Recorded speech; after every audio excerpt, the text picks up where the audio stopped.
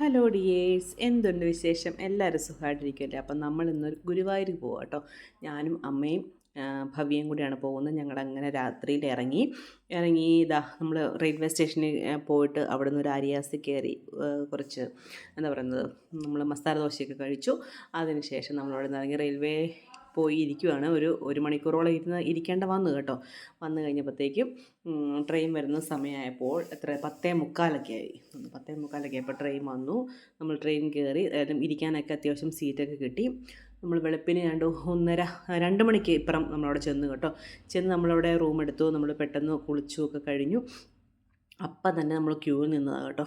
എൻ്റെ പൊന്നെ, എനിക്കറിയില്ല, ഒരു 2:30 ആയപ്പോൾ നമ്മൾ ക്യൂവിൽ നിന്ന്. പക്ഷേ നമ്മൾ തൊഴാൻ പറ്റിയത് 10:45 വെളുപ്പിന്.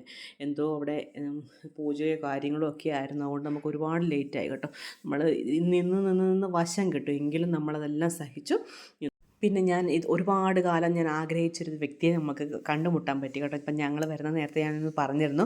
അപ്പോൾ അവൾ രാവിലെ വന്ന് അവിടെ ഇരിക്കാൻ തുടങ്ങുന്ന ഒരുപാട് സമയം അവർ നമുക്ക് വേണ്ടി വെയിറ്റ് ചെയ്തു കേട്ടോ.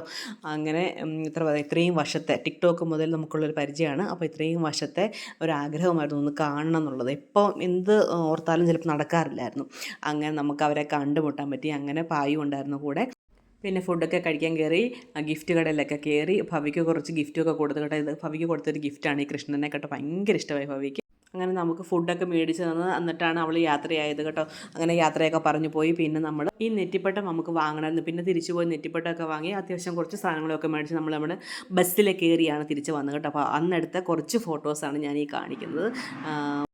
ഒരുപാട് നേരം കാത്തതിന് ശേഷമാണ് നമുക്ക് ഗുരുവായൂരപ്പനെ ഒന്ന് കണ്ടു തൊഴാൻ പറ്റിയത് കേട്ടോ.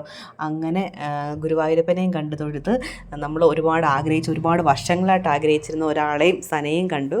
അങ്ങനെ ഭയങ്കര സന്തോഷത്തോടു കൂടി നമ്മൾ തിരിച്ചു പോരുന്നത്. അങ്ങോട്ടുള്ള യാത്ര അത്ര ബുദ്ധിമുട്ടായിരുന്നു. പക്ഷേ ഇങ്ങോട്ടുള്ള യാത്ര നല്ല ബുദ്ധിമുട്ടായിരുന്നു കേട്ടോ. അപ്പോൾ ഇത്രയൊക്കെയുള്ളൂ നമ്മുടെ വീഡിയോ. ഇഷ്ടപ്പെട്ടെങ്കിൽ എല്ലാവരും നമ്മളെ സപ്പോർട്ട് ചെയ്യണം.